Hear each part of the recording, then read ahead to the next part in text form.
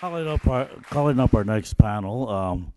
We're going to be joined by Assistant Secretary for Civil Rights, Department of Education, Russlynn Ali. Um,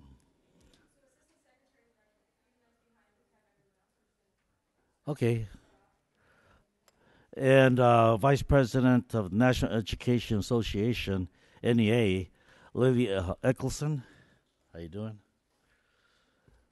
The Secretary Treasurer of the New York State United Teachers and Vice President of American Federation of Teachers, Lee Cutler. Do you want me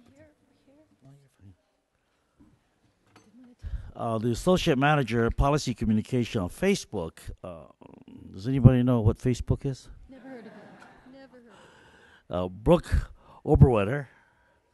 How you doing, Brooke? Thank you for being here. And our teen activists led the national effort for the motion picture agency to change the rating of bully from R to G. Katy Butler. Ah, there we are. And one thing about coming in like she did, you get to be introduced twice. Assistant Secretary for Civil Rights, Department of Education. Why don't you sit here? No. Where do you want me to sit? I'll sit wherever you want. Okay, I'll sit between the two of you. Russlynn Ali, she's our expert in the legal aspects of in civil rights.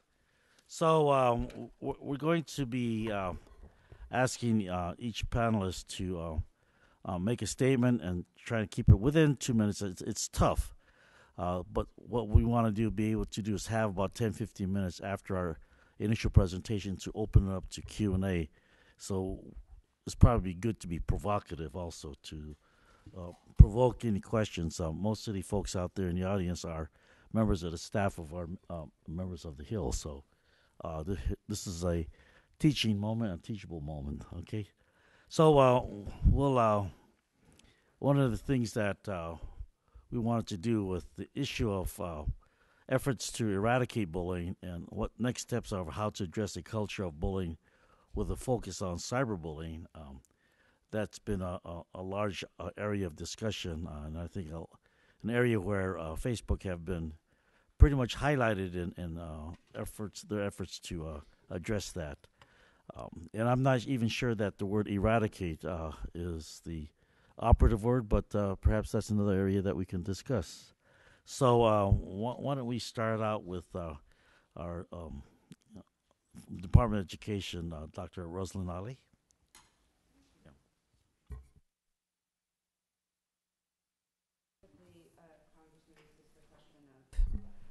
What should we do to eradicate? Steps or whatever. Yeah, steps.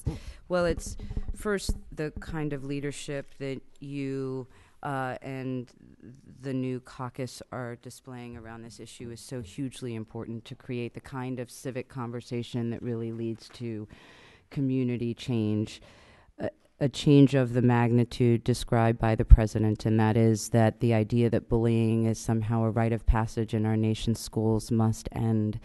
That kind of change can't come from Washington alone, but we certainly know that there are lots of levers, including resources and support and technical assistance to educators everywhere on what to do, how to stop bullying and harassment, how to prevent it and cure the culture is but one step.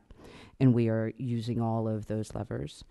We also notably issued the first of its kind guidance from the Office for Civil Rights on these issues as well, because all students have a right to be free from discrimination and harassing environment and safe in school.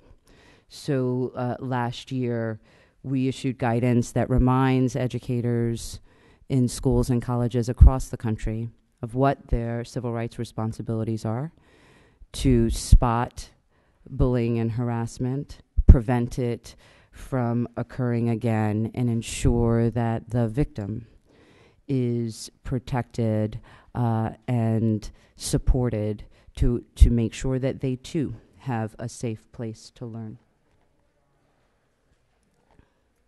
Thank you. Um, how about you, Lily? What thoughts do you have? I'm, do I, you can hear. Oh, yay. I'm a, okay. All right, so that's good. I'm a sixth grade teacher, so I love hearing the sound of my own voice. Yay. I taught 20 years. I taught elementary schools, and watching bully, I cried through the whole thing. It was the hardest thing for me to watch because the educators in the movie are not heroes. The educators in the movie do all the wrong things. And because I saw well-meaning people do the wrong things, and I saw them do some things I've done. Where if you haven't been trained, if no one has ever actually told you, here's the research on what you do and what you really don't want to do, you fall back to what your mother told you. And my mother's not in the room, so I can tell you, don't do what your mother told you. Because whenever I would complain to her when I was a little girl, you know, my sisters were picking on me, she'd say, ignore them. They just want attention. They'll go away. If this is a real, true bullying situation, and you're the adult, and you say, just ignore them, what you have just told that victim is, I'm ignoring you. Just go away. And they feel that they're all alone, and they're going to have to take things into their own hands. And that could mean that they decide to hurt the bully. It could mean they decide not to come to school anymore. It could mean that they decide to end it all. The other thing I saw them do in the movie is treat the victim and the bully as if it was just some kind of little, like you're just picking on each other. I'm rubber, you're glue. And this assistant principal says, shake hands, be friends, be nice to each other, as if the victim was somehow responsible for that victimhood. You make the victim shake hands with a torturer and apologize, like both of you apologize to each other. Wrong, wrong, wrong. One of the things that the National Education Association is doing is we are highlighting this with over 3 million of our members who represent every voting district, every neighborhood that you can imagine in this country. And we're trying to say there's a difference between kids that are just kind of playing on the playground and kids who are victims of systemic torture. This is a totally different level and if we really care about every single child being safe, then it has to start with the adults in the room. And the adults in the room have to know what they're doing. On our website, nea.org/bully-free, you will see clearly, here are the do's. Separate them. Don't have the victim have to talk about what's going on in front of the bully. This kid's going to take it out on them later on. You let the bystanders know that you've taken it seriously. You tell that victim, thank you for coming to me. This is important. Whether or not you can immediately stop the bullying, what you did for that child is you said, you deserve to be safe. You don't deserve to be treated this way. I am going to get to the bottom of it. If nothing else, that child will walk away going, someone's on my side. Someone's going to help me. Then the hard work begins, but you'd better start there. And so in all of the trainings that we're giving, on all of the work that we're doing with undergraduate programs and professional development programs, we are saying this has to be what every educator, preschool to graduate school, everyone needs to understand how important this issue is. Children are dying, and we can do something about it. Thank you, teacher. I think a lot of us should have sixth grade teachers like yourselves. Mr. Cutler. I was a seventh grade teacher. So. Okay, seventh grade too then. Put my kids on to you. Yeah, I got your kids out to New York. We speak about the eradication of bullying, and my mind is spinning with ideas from what Lily said, the previous panel. The first truth is that what Lily just said, that we never get adequate training in order to really address what's really happening in a sensitive, compassionate, and effective way. Well, many of us in this room have had that training. I've had it. I was bullied.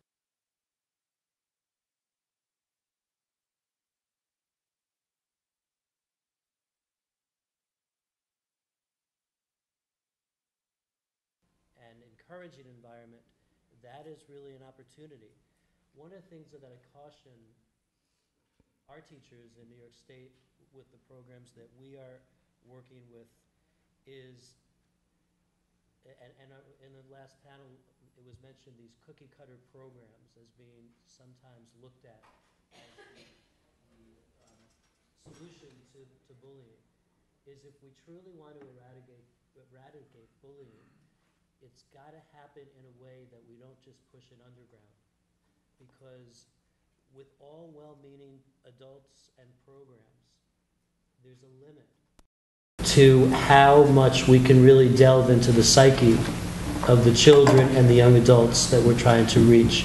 And in New York State, and in parts of the country that I visited, where the AFT has been directly involved in programs, what we are clearly seeing is the most successful programs are bottom-up, where our students are engaged and taking and showing responsibility and given responsibility. Lee Hirsch said it perfectly when he describes the settings in too many of our schools that are not teaching kids about democracy and involvement.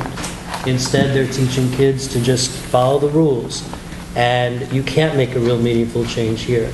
So I look forward to talking to you more about some of these programs that I've seen in action where kids are really the ones who are taking ownership of the problem. And that, to me, is where we're going to find the true eradication of bullying, if we're serious about it. Thank you, Mr. Cutler. And from Facebook, Brooke Oberwetter. Yes, thank you very much. I think that we obviously have a little bit of a different perspective at Facebook, and if we could create a tool, we're very good at creating technology at Facebook, and if we could create a technological tool that could eradicate bullying, obviously we would do that. Unfortunately, we can't yet control human behavior at Facebook, and so it's and in the context of bullying, would that we could. Unfortunately, though, what we are able to do right now is offer a number of tools and resources. And I think that we are in the process right now of really pushing hard on letting people know and educating people about the tools and resources that exist on Facebook. A lot of what we've heard today has centered on bullying that happens in the real world, and the same kinds of interactions happen on Facebook as well. So what we want to do is empower victims of bullying to know what those tools and resources are, to know how to use them, to know, for example, that there's a way to report content on Facebook that doesn't necessarily report it straight to us, but allows a student who's having a problem to bring in a trusted adult, to bring in a teacher or bring in a parent, to give them some context to what it is that's happening on Facebook. Not everybody knows that those tools exist, and we've done a lot of changes to those tools over the last year to make them more impactful. And so I want to, part of what my job is at Facebook is to go out and let people know that those tools exist and how do they work and how can parents be more involved. So I would hopefully we'll get some questions during Q&A about what those tools and resources are, where they exist on Facebook, how to use them, and some of what we've seen. We're actually hosting our second Compassion Research Day at Facebook next week, which is going to be the culmination of about 6 months of work that we've been doing with researchers throughout the country about what happens when someone sees a piece of content on Facebook or elsewhere online. How does it make them feel? What's the best way to create a reporting flow from a technological perspective to make sure that that person gets guidance and support for the content that they've seen that has made them uncomfortable. So we'll be releasing research to that effect next week at our second annual Compassion Research Day. And I think that we have a lot of interesting stories to tell that are related to, again, compassion and related to the idea that bullies are not necessarily, the bully is also often the victim. And so the kinds of data that we're able to gather through the use of these tools, I think, can shed a lot of light on the issues that we're talking about here today. So we're very excited about that. We're very excited about the launch of the Congressional Anti-Bullying Caucus and happy to be a part of it today. And I look forward to taking questions. Thank you. We really do appreciate your presence here. Okay, from our activist, Katy. All right. Thank you so much, and thank you to Representative Honda for having this. It means so much to me. I want to speak on behalf of the youth from across America because we have something to say. Last November, back in Michigan, we had an anti-bullying law on the table, and a few friends and I worked with Michigan Equality to push our legislators to add enumeration into the bill because that's what we felt we need to keep us safe. Sadly, the enumeration was not added because representatives turned their attention to the offensive language that was added in. And now that we have a national anti-bullying law on, we're asking for the same thing. Students across America are talking, and we are asking for enumeration in a national anti-bullying law. So let's do that for our students because they are being bullied everywhere, and it is a problem. I'm a 17-year-old student from Michigan, and I was bullied. And my story is the same story that so many other kids are telling.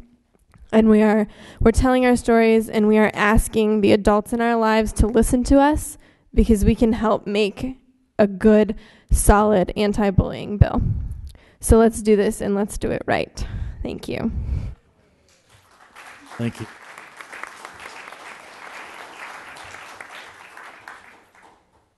Judging by the attention that's being, displayed here in the audience, no one's been blinking and falling asleep. So obviously, it's been very personal and of great interest.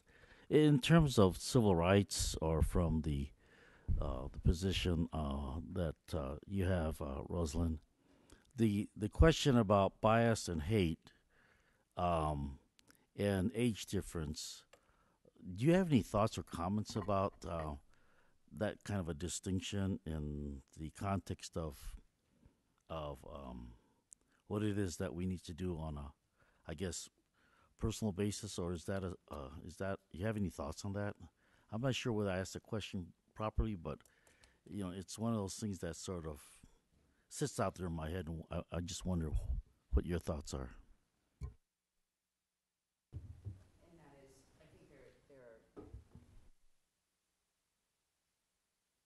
One is the age of the alleged harasser and how we as adults help cure the cultures that give rise to bullying and harassment in an age-appropriate manner, and the kinds of trainings that is appropriate depending on where you sit in the education spectrum. So, for example, just this week, how we can assist bus drivers who are dealing with this issue, as well as kindergarten teachers and school teachers, as different from secondary school educators or college conversations.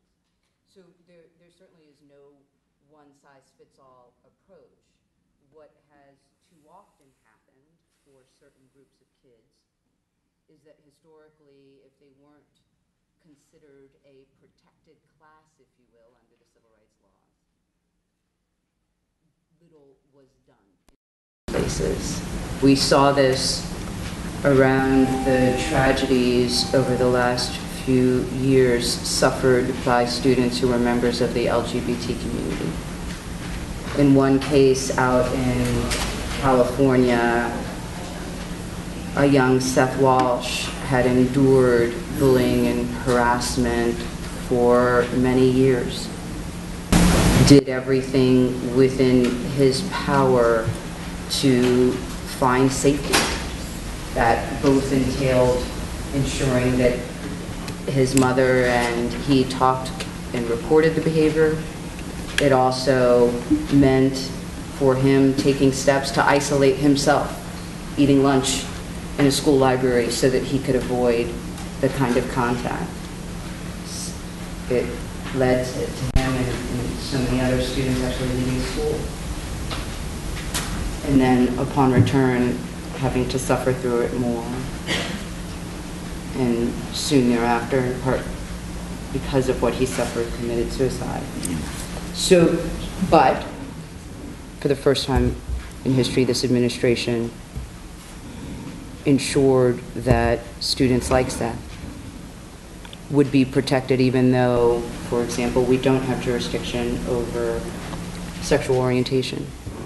But for a young student like Seth, similar to what I heard from the tragedy of Carl Walker Hoover's suicide when I talked with his mother, they often, A, don't know whether they are gay or not at that age, and B, and perhaps more importantly, the bullying and harassment that they suffer is often not about their sexual orientation, but about whether they are conforming to traditional gender roles. That kind of stereotyping has long since been determined by the courts to be a violation of sex discrimination. In this context, we simply applied those long-standing rules to ensure that these students would also be protected. So they're all fact-specific cases. In the case, for example, of religious bullying and harassment, we find there too that oftentimes the bullying and harassment is not about doctrine of faith or worship. Rather, it is the perception that certain students that share a common religious faith also share certain ethnic characteristics and national origin. And so, again, while they are very case-specific, it is about ensuring that where the civil rights laws can protect, they do aggressively. Okay, with those comments we heard previously and now, it must be apparent that this is really a difficult situation when you talk about legislation or trying to cure something or trying to contain it in some sort of institution, whether it's a classroom, a school, home, bus. But it's a behavior that is not only interpersonal, but it could be also considered global. As teachers, we think in terms of process too, right? And I was just wondering if we say age, things are age appropriate, or when does bias become hate? Who are the victims?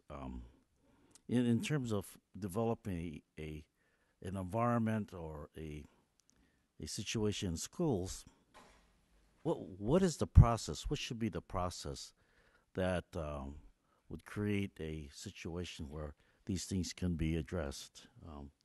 I'd love to hear from our teachers. Legislation takes a long time, and people will fight over every single little word, and lawyers will be in the room. For me, we're not waiting. For teachers, this is a moral imperative. This is a moral issue. That it happens at all is it is a shame we cannot live with. And so for NEA, what we have asked is for our 3 million plus members to take a personal pledge. And when we say all children deserve to be safe, we mean all children. In this case, whether or not you are a protected class of race, religion, color, creed, or LGBT, look at the bullying. It could be that you are too tall or too short, that you get straight A's, or you can't pass a test. The kids that are bullied, as the other panel talked about, you just have to be a little bit different to have that target on your back. And so as lawyers and congressmen fight about what kind of words need to be in a piece of legislation, what we are telling our teachers, it doesn't matter. All means all. And that also means all teachers. All teachers have to be able to stand up. I don't care what your race, religion, color, creed, if you're too tall or too short, what your sensitivities are. If you can't look at a child who doesn't go to your church, if you can't look at a child who's GLBT, if you can't look at a child and say, whatever my personal biases may be, I am a teacher first, and this child will be safe. in my care. If you can't say that, you have no business being in that classroom. And so on our website, we've asked every teacher to take, and it's in your packet, to take this pledge. And it's the beginning of a conversation. It's the beginning, we think, of taking this to your faculty meeting and putting it on the table and asking the principal to say, we want to talk about bullying. And I want to show everybody here that I've taken this pledge to be that one caring teacher that a child can turn to no matter what if they're being bullied, and to challenge all of their colleagues to take this pledge. All children will be safe in my school, in my care. And if there's someone that wants to debate that, let the debate begin, because what we want to say is you will lose that debate if you are going to say, well, there are some kids that deserve to be bullied, or some kids that we won't speak up for. And that's where we want it, out in the middle of the school, to start changing the culture of schools that have turned a blind eye to children's safety. We want, like I said, it was so hard to watch this film and watch people in my profession do the wrong things, but that's the reason we want our teachers to watch it. NEA has been promoting this film everywhere, not because it makes us the heroes, but because it's hard to watch. And if you're in a comfort zone in this, your kids are in a danger zone. And so we want to move our teachers out of that culture that says, it's kids will be kids. No, kids will be safe. Seventh grade? What's that? From the seventh grade perspective. No, from yours. Middle school. I'm really encouraged that you seem to have already a grasp of understanding that this is not going to be solved through legislation alone. And sometimes we become too dependent on legislation, and we have the perfect bill that finally is agreed upon, and then we have to deal with the consequences of that bill. For instance, in New York State, we have our well-known SAFE legislation that certainly was in response to the tragedies of Columbine and other violent moments to make students safer. And while certainly it led to something called zero tolerance, the unfortunate outcome of zero tolerance is now the pipeline to prison concept, where schools have become very often areas where there's no evidence of democracy and no evidence of fairness and no evidence of due process and no learning in those areas. So certainly I appreciate the bigger picture here. I also am encouraged by the last panelists and what I'm hearing today, that in this room, in this group, people are not taking a simplistic approach to the bullying epidemic. They're recognizing that the bully, him or herself, are a big part of this. And we're really starting to have discussions about school environment. Congressman, you talk about process. When you break down certain cultural traditions in our schools, we vote on the most popular, the best eyes, the funniest. We are constantly putting our kids in competition with each other. We're sending the message to our children from a young age through the existence of an honor roll or sports recognition, which I'm not saying are wrong, but we're further marginalizing those children who don't necessarily fit in to the traditional aspect of a traditional school system. So I think the discussion and the process really needs to revolve around a fundamental look at how we send messages to kids who eventually become the bullies, who have no other way to express themselves because they arrive at an institution every single day where they are not validated and they are not seen as a worthwhile part of that community. So to me, it's about involvement. And just one other point here, because I have 10 minutes left. No, you don't have 10 minutes. Panel has 10 minutes. 10 minutes. I don't have my glasses on, but I should take seconds. But okay, I'll be quick. I could take seconds, I guess. But I was as Secretary Treasurer of the AFT affiliate NYSUT, where I reside. I coordinate the social justice agenda for the state, so I get to go around the state and really see model programs. And I see, like you see, Lily, because I know you see this also, the teachers who are doing the right thing. And the programs that are not just programs on paper, but are programs that are really working. You just feel it when you walk into that building. You just know after a day there, you just want to stay there. And it's in those, the fundamental difference between those institutions of learning and those that haven't gotten it yet is in those that have gotten it, the kids are engaged. And not just the typical leaders, the kids with the highest, grades and the ones who have learned to be outspoken and leaders. We're talking about reaching out to kids of every age group. I was in one of the most amazing schools a few months ago in Ithaca, New York. It was an alternative traditional public high school. No, alternative traditional. I meant to say alternative public high school. It was not traditional at all. 6 through 12, where every aspect of that school community the students were involved with.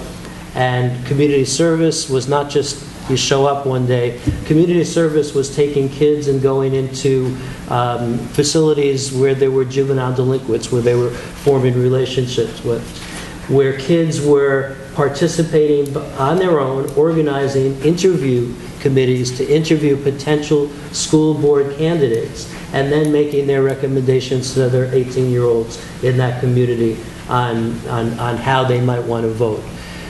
So when you see that involvement, when students can speak out about the quality of their cafeteria food and the atmosphere, and changes are brought about, when that atmosphere is established, those are the buildings where these anti-bullying programs are no longer just programs, but they are the life of the school. It's not a program. It is what this school is. So I hope I was able to capture that, but I am so inspired by what I've heard so far today, and transition, sorry, I'm done. Thank you. Thank you. And Brooke, do you have any comments? Or? Yeah, I think that it's just important to note that, so part of my job is I actually go out and speak to parents, teachers, and teenagers quite often about issues of bullying, about issues of online safety. And I think that part of what has to happen is a little bit more education of new technologies from the Facebook perspective. In particular, it's overwhelming to parents. And parents don't necessarily understand how the technology works, and therefore don't understand that if their kid is bullying someone else online, what that means or what impact that has. And the parents of kids who are being bullied, whether it's online or in a school or a combination of both, which is what most often is happening, they don't know what steps to take. They don't know what to do. And so at Facebook, we really believe that kind of safety education is a very broad conversation. And it's a conversation that takes place in rooms like this one with people who are interested, such as all of you. It's a conversation that takes place within companies about how to build tools. It's a conversation that takes place with safety experts. We have a safety advisory board, for example, that helps advise us on how to make sure that all of our tools and all of our products are useful in these contexts. So how can a kid who's in trouble use a reporting function to bring an adult in, or to let Facebook know, hey, there's something wrong here. So I think that it's just, to us, the idea of safety being a conversation, and not just a conversation where there's a single right way to eradicate bullying, but a conversation that we all have to buy into as being ongoing, because the nature of how bullying happens has changed dramatically, I think we would all agree, over the last 10 years. And I think that means that it's, as the internet evolves and as the way people communicate evolves, so will the issue of bullying. So I don't think looking for, here's the answer, here's the solution to bullying, I don't think that's the right approach. I think that having a conversation that involves educators, that involves parents, that involves government, that involves companies, is the best way to go, which again is why we're so happy to be part of initiatives such as this one. Listening to speak and being part of Facebook, which is another way of communicating as humans using technology without having to be present with each other. And then as a corporate body, it sounds like that it's taken a sense of social responsibility to look at an issue and then creating a process by which you start to look at what's going on and are there ways to address it. Would that be an accurate? I think think it is. We have a safety team at Facebook that sort of makes sure that everything that we, all of our new products and all of our new services are sort of vetted through this team to make sure that, is there a way that if there's a problem, could this be used for bullying in some way? Could this be used for aggressive or harassing behavior, even among adults, right? I know we're here today talking about the issue of bullying, which typically denotes younger students, middle school or high school age students, but it's not limited to them. And so the tools and resources that we make available throughout all of our products and Sure. available to everyone who uses Facebook. And that thinking is baked in at every level of how we release new products. So part of what our safety advisory board does, for example, is helps us look at these new things that we're doing. And there are wonderful organizations on here, ChildNet International, the National Network to End Domestic Violence, Connect Safely, FOSI, the Family Online Sure. Safety Institute, and Wired Safety. And they look at these products as we are developing them and say, yes, I think that you could make a tweak here that would help a child or that would help somebody who's being harassed. So it really is part of the process of creating products at Facebook. You mentioned also that adults, and in the beginning I talked about the arena of this whole issue. It's not relegated only one-on-one in children or in schools alone, but adults, but even as a global situation. And I would challenge us to think about that term, the United States being the sole superpower, and what does that mean in terms of how we think and behave. And so, Katy, I was wondering whether you had any thoughts or reflections as a young person and reflecting on what it is that we could possibly think about from your point of view, the things that we could probably do within human institutions, whether it's safe Facebook or schools or whatever. Well, I've been sitting here thinking about my school and thinking about how lucky I am to go to such a wonderful school. And my school is the way it is because our teachers take the time to include students in what we talk about. Every decision that's made at our school has a board of students that contributes to the discussion, and I think that is the goal, especially with with bullying, because those kids are the ones who are dealing with it on a day-to-day basis. We know what's going on and what's happening in our schools, and we know what it feels like and how best we can deal with it and how we can have adults help us deal with it. So I think the best thing that we can possibly do in every situation is get students and teachers and adults and administrators and parents, everyone who you could possibly think of, to contribute, because we all have different contributing factors. And I think students are a really important part of that are often left out. Well, thank you. And it sounds like you just validated what our 6th and 7th grade teachers have just said. So this brings us really close to the end of this panel. And at the close, I would like to have Faison sort of explain where the next step is going to go to. But I wanted to take this last 2 minutes and ask the participation of our audience if you would do two things for me. One is stand up and close your eyes and just listen to my voice. And I'm going to ask you two questions and you respond to them, okay? And this is not church, so. We all do this? Yeah, we could all participate. Okay, this is something I was thinking about as we were going through the day. So if you close your eyes and you start reflecting on what you've heard and you've experienced or what was shared, that in your own conversation to your own self, what conversations have gone on with yourself, within yourself, as a result of what you heard today. And one question I would ask is, if you've never been bullied, you could take your seat. If you've never been bullied or marginalized, take your seat. Okay, open your eyes and look around. Nobody sat down. Okay, let's close our eyes again.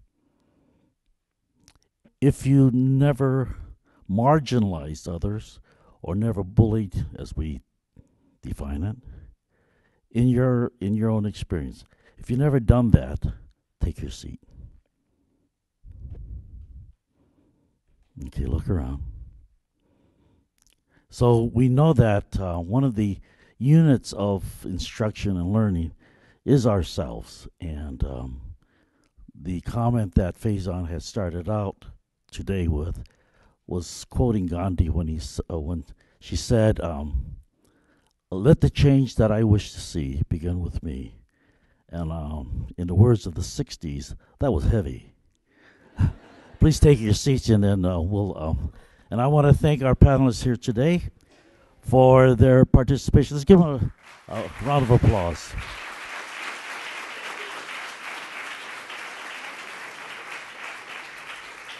And I should have had you applause where you're still standing. That would have given you a standing ovation. But I want to I also want to recognize all of you who have been here and participating.